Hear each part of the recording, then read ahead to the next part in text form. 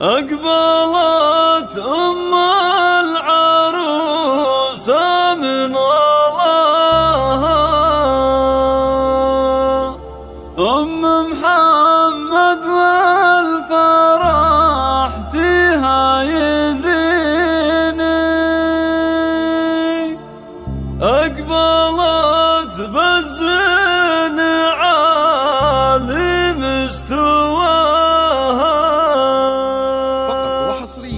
أقبلت صفولها يا الحاضرين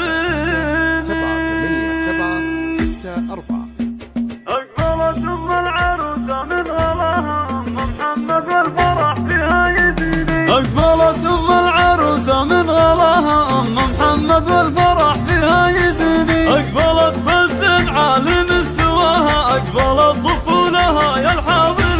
الكرم فيها وتكرم اللي باها والحفل فيها الضيوف مرفهيني الحفل فيها الضيوف مرفهيني بنت شيخ بالجزيلة تتباها يفعل المعروف بالعلم اليقيني بنت شيخ بالجزيلة تتباها يفعل المعروف بالعلم اليقيني من سلايل قوم تهلك من عداها الرجال اللي تضد المعتديني الرجال اللي تضد المعتديني والفعول الطيبة علي نباها بالكرم والجود والعلم السنيني يفرحي في بنتك اللي من حلاها مدهشة في زينها للناظرين لا مشت تمشي تبختر في خطاها مشيها فيها تغنج بالهواني لا مشت تمشي تبختر في خطاها مشيها فيها تغنج بالهواني وردة في عطرها يبري شذاها وردة في عطرها شوق وحنيني وردة في عطرها شوق وحنيني في منصة طاعة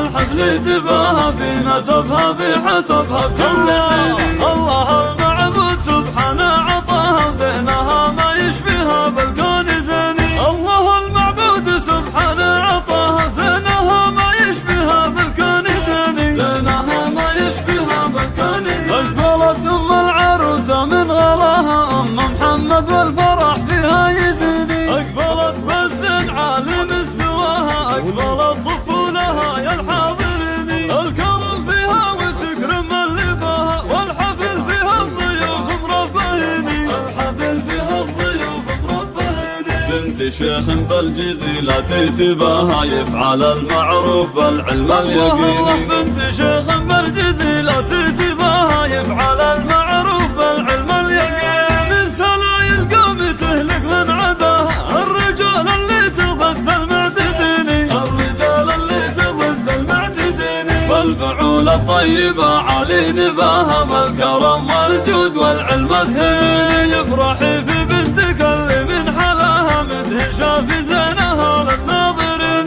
لا مشت تمشي تبختر في خطاها مشيها فيها تغنج بالهواني لا مشت تمشي تبختر في خطاها مشيها فيها تغنج بالهواني وردة في عطرها يبري شذاها وردة في عطرها شوق وحنيني وردة في عطرها شوق وحنيني في منصة طاعة الحفل تباها في نسبها في حسبها بكل حين